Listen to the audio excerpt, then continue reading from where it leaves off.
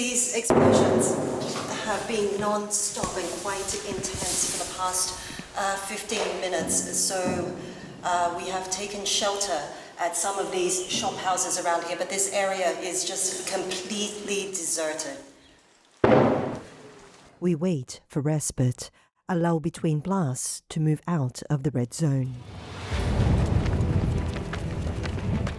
This is Surin Province, northeastern Thailand. Just beyond these dusty roads lies Cambodia, divided by an invisible border stretching over 800 kilometers, drawn by colonial-era treaties and still fiercely contested. At the heart of the dispute is the 11th century Pravihan temple, perched atop a cliff both nations claim as their own. Though the International Court of Justice awarded the temple to Cambodia in 1962, the surrounding land remains a flashpoint, where history, nationalism, and unresolved tensions continue to collide. Yet old fears live in new generations. At the center again is the unresolved question of where one country ends and the other begins. Two sides have some borderline conflict for a long time, undemarcated boundary leftovers in the French colony, so that we cannot settle there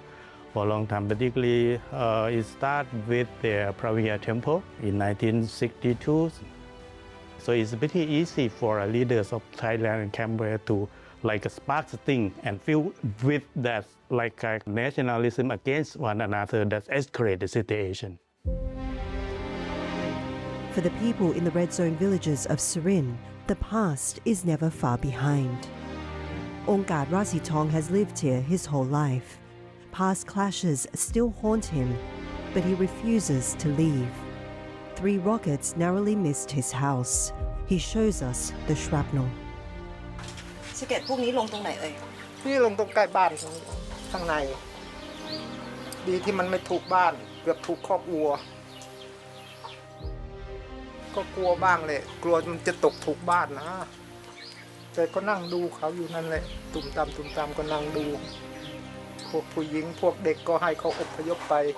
พวกเราก็อยู่ดูแลบ้านบ้างเนาะ He takes us to his backyard. Behind his house, a fresh, new crater scars the earth. Nearby, skeletal remains of a family home. มันเคยมีที่มีบ้านพักอาศัยอยู่แต่อยู่ๆแล้วเป็นอย่างนี้มันก็คือเสียใจมากแล้วก็มันคำพูดอาจจะบายออกมาในความรู้สึกอ่ะคือมันยากที่จะพูดได้น้ำตามันจะไหลเพราะบ้านที่เคยอยู่หลายๆคนมีหลานมีลูกเล็กเด็กแดงมีพ่อกับแม่ที่แก่แล้ว80-90แล้วในสภาพมาดูบ้านอย่างนี้ The damage has been done, but the dangers are never too far behind.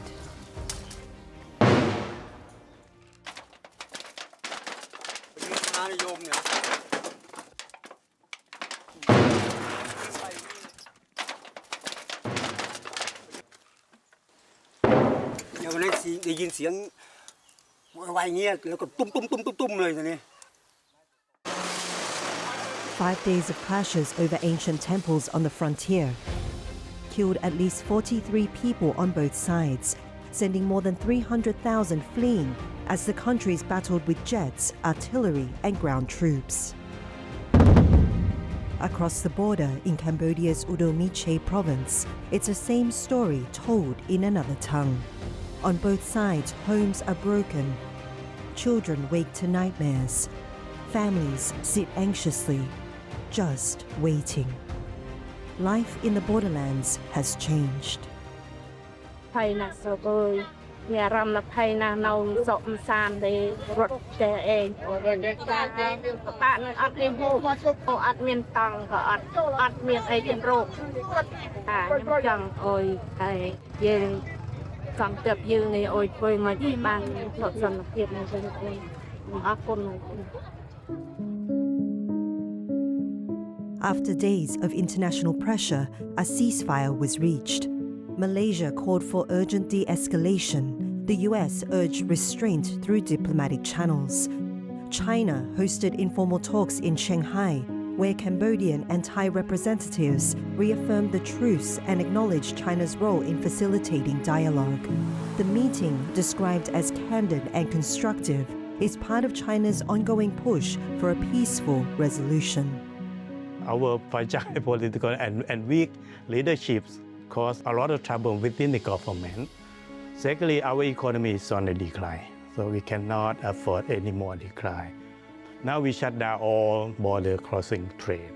Thailand can afford any kind like a high cost of the war. Thailand's government is fraying. Protests grow louder. Inflation tightening its grip. Foreign investment stutters. The economic ripple effects are also devastating. Cambodian households that relied on remittances from Thailand, often the only steady income, are now plunged into uncertainty.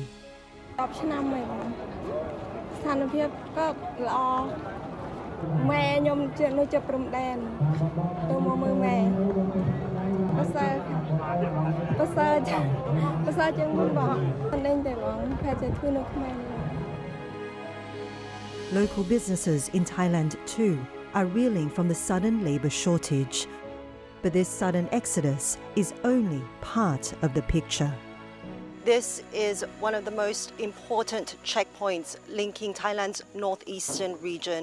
with Cambodia. It's normally on weekends like this one now. It's normally packed full of people, trucks transporting goods back and forth across this border checkpoint.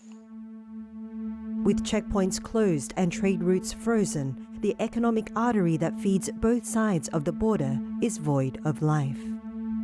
การค้าระหว่างชายแดนระหว่างไทยกัมพูชาในจังหวัดสุรินทร์เราเนี่ยครับมีมูลค่าประมาณ300 ล้านต่อเดือนแต่พอมีการปิดด่านถาวรในช่วงวันที่23 กรกฎาคมเนี่ยทำให้การค้าขายนี่หายไปเลยครับเขาเองเขาขาดรายได้ไปหมดเลยครับเพราะว่าเขาเลี้ยงชีพโดยการค้าขายอยู่บนชายแดนพื้นที่บริเวณนั้นพอไม่มีการค้าขายเนี่ยเขาก็ไม่มีอาชีพไม่มีรายได้เลยครับ The closure of the Chongjom border checkpoint has done more than separate two countries. It has sliced through the economic lifeline of entire communities. คนแถบชายแดนเราแถวกับเชิงแถวใกล้ๆบ้านนี่แหละเขาก็เอาของไปขายที่ตลาดช่องจอมอย่างเจอปัญหาอย่างนี้ก็คือไปไม่ได้ไม่ใช่แต่เขมรจะไม่มีรายได้เราก็ไม่มีรายได้เหมือนกันพอเจอปัญหาแบบนี้เขาก็คงคิดเหมือนฉันนี่แหละเนาะขาดรายได้ไม่มีแม่ค้าร้องไห้กัน In villages once emptied by fear, the return of life is hesitant. But a few have returned to their homes out of hope or out of sheer desperation. In the uneasy calm after the ceasefire, EOD teams are now the most active in the field, sweeping rice paddies and roads for buried shells and rockets that still have the power to kill.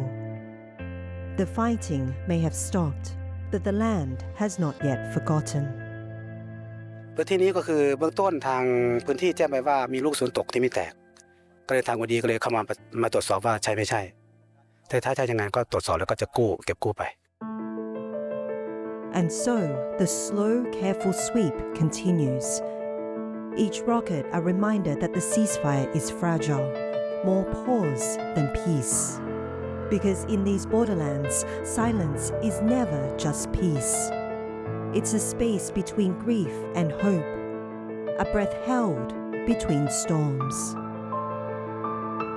Dusita Saokaew, CGTN, reporting from the Thai-Cambodian border.